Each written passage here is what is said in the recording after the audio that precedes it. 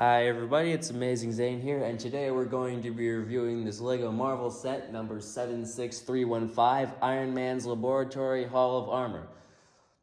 It's got 384 pieces, but is horrendously overpriced at $55. I was originally going to wait till this went on sale, but I ran out of patience and needed the content, so here we are. Got this from my local LEGO store, so first thing I want to start off with is this new Igor, which I don't think is bad. It's still kind of oversized, but you can fit a minifigure inside and just close it up. It doesn't really stand very well though, but I mean, it's an okay inclusion, but I mean, we got a better version of Igor in a much more reasonably priced set with the first Hall of Armor, and that brings me to another point which I wanted to mention. I feel like every new Hall of Armor LEGO puts out makes it worse because you had the first two, which used the same design and made it 6 studs. And then you had the 2022 one, which changed the design for no reason and made it a brick taller, removed a point of connection and made it incompatible with the others. And now you got this one, which just goes and changes the design again for no reason. The first one was so good, and the way they do this is they use these pieces for the holograms on the back. I guess that's kind of to make up for what happened with the last one, where you could only have the hologram or the suit in one module, but not both. But you got the Mark 43, Mark 6, and Mark 46 on the screens there again. And like I said, you can place some figures in there. We'll look at these later, but it's not really that much. And it's, again, like what happened with the 2022 one, this one is incompatible with the 2022 one, so I don't know why LEGO felt the need to change the design. Then there's also this other thing, which is the suit up stand, which it's okay. It's a little small, but like I said, the one from the first Armory was better. And then there's also a little Jarvis hologram in the back there on the screen. And now we move on to, okay, actually, wait, no. There's also these little fire pieces that are just thrown randomly in there.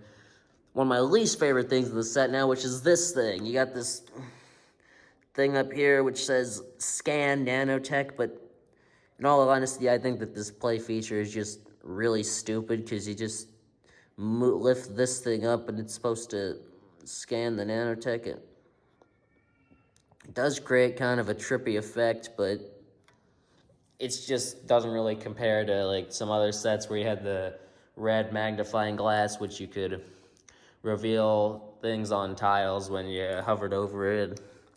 I don't know, I just think that this play feature is really stupid to me, but let's just take a look at the minifigures now. So the first minifigure is not really an actual figure, but it's dummy, and this is one of my least favorite designs for dummy. Just, you can barely move him back, and the articulation isn't that great. But he does come with the mandatory fire extinguisher for all Marvel sets. And now you got the Iron Man Mark 43, which came in a few cheaper sets, but this is a nice way to get some suits. And I like the new helmet mold. Kind of is reminiscent of the one we got for the original Mark 43, but I mean, these helmets, like I said in one of my other videos, I respect them for the problem they fix of the visor not snapping off anymore, but the shaping on the old ones was better. And I think the smart thing to do would have been for LEGO to either redesign the old helmet or the old visor so it wouldn't snap, but you know, we're stuck with this. So you got the standard Tony Stark face, which there's no hair for Tony in the set, by the way. And you got that, and the heads-up display. Oh, also here's the back printing for it. It's okay. Now here's the Mark 6, which is also a cheaper way to get this, since it only comes in the $100 Marvel logo, which I didn't really care for. I like the triangle arc reactor, and the leg print is pretty nice as well. And the back printing is also pretty cool. And this one was a really remake with a long time coming, since the last Mark 6 we got before it was 2012, which didn't have much printing, and then we got the damaged one in the Avengers Tower, and now this. So this is cool to have. Another one, which I know some people are not going to be happy about, is a remake of the Iron Patriot. I didn't get the original polybag in 2013, so I was kind of happy about this. You got the Rhodey face, which we've been getting for a while.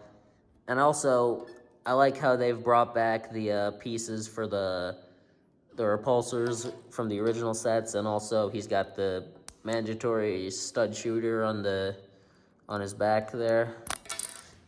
This is also the first time we're getting the new Iron Man helmet in dark blue, and also here's what the back printing looks like, and I think that looks pretty cool.